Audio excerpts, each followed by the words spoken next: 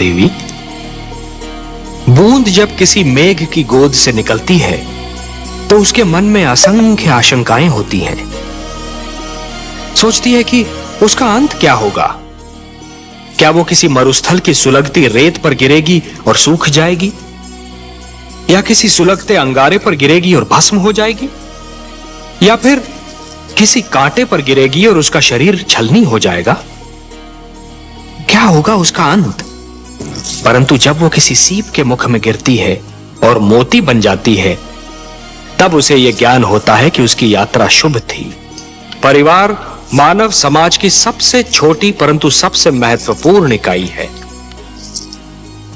हमने पृथ्वी पर रहने वालों के लिए कुछ नियम दिए हैं और उनके अनुसार एक पिता परिवार का स्वामी होता है। पुत्र को प्यार देना, उसका संरक्षण करना पिता का कर्तव्य है। एक पिता ब्रह्मा भी होता है और विष्णु भी। वो जन्म भी देता है और पुत्र का पालन पोषण भी करता है। देवी, संघर्ष का संबंध आयु से नहीं, इच्छा शक्ति और मन की लगन से होता है। भड़कती हुई ज्वाला पहले छोटी सी चिंगारी ही होती है।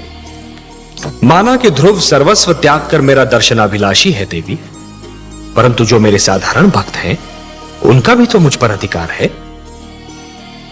आप तो जानती हैं देवी कि जो भी सच्चे मन से मुझे पुकारे, मैं उसी का हो जाता हूं। तो फिर यह कैसे संभव है देवी कि मैं अपने असंख्य भक्तों को भूलकर केवल एक बालक को कृतार्थ करूं? देवी, सूर्य अपना प्रकाश बांटते समय राजा के महल और दीन की कुटिया में अंतर नहीं करता। वर्षा का बादल मधुवन पर बरसता है तो मरुस्थल की प्यास भी बुझाता है। तो फिर यह कैसे संभव है देवी कि मैं अपने भक्तों में पक्षपात करूं? हे महादेवी, ये मत भूलिए कि ईश्वर भी ईश्वरत्व के नियम से बंधा है और ईश्वरत्व का नियम है समानता।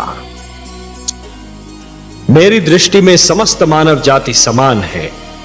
मैं धरती पर जा अवश्य सकता हूं देवी, किंतु समस्त मानव समूह के कल्याण के लिए। महादेवी, जिस प्रकार जब जल माटी को गीला कर देता है तो माटी में से सुंदर अंकुर फूटते हैं, उसी प्रकार जब भक्ति मन को उदार बना देती है तो मन में सुंदर विचारों का जन्म होता है।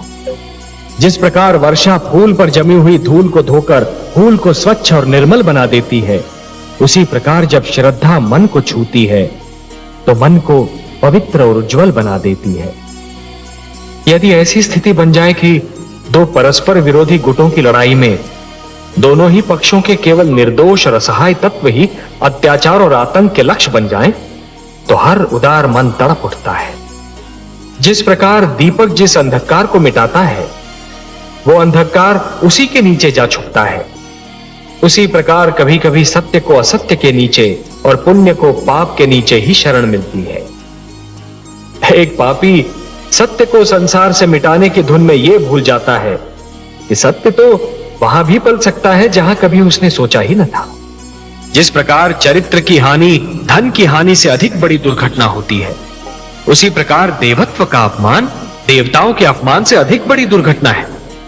महादेवी, दो पक्षों में संधि का टूटना एक श्रृंखला के टूटने के समान होता है। एक कड़ी टूट जाती है तो कड़ी पर कड़ी टूटने लगती है।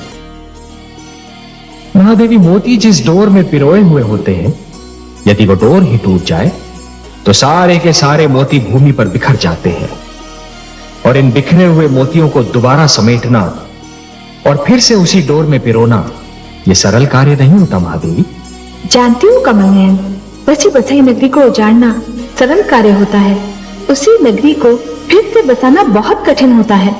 वर्ष और पीढ़ियां बीत जाती हैं उसे बसाने में। सत्य कहा महादेवी। समझौते का तोड़ना सदैव शत्रुता को जन्म देता है, और शत्रुता एक ऐसा विषैला पौधा है जिस पर केवल द्वेष के पुष्प और संदेह के कांटे ही उगते हैं, और ये द्वेष और संदेह कई पीढ़ियों तक अपना रंग दिखाते रहते हैं। पर यह जान लीजिए कि सृष्टि की हर वस्तु किसी न किसी सीमा में बंधी हुई है। इच्छा हो, ईर्ष्या हो, क्रोध हो, कोई भी भावना हो, उसकी अपनी सीमा होती है।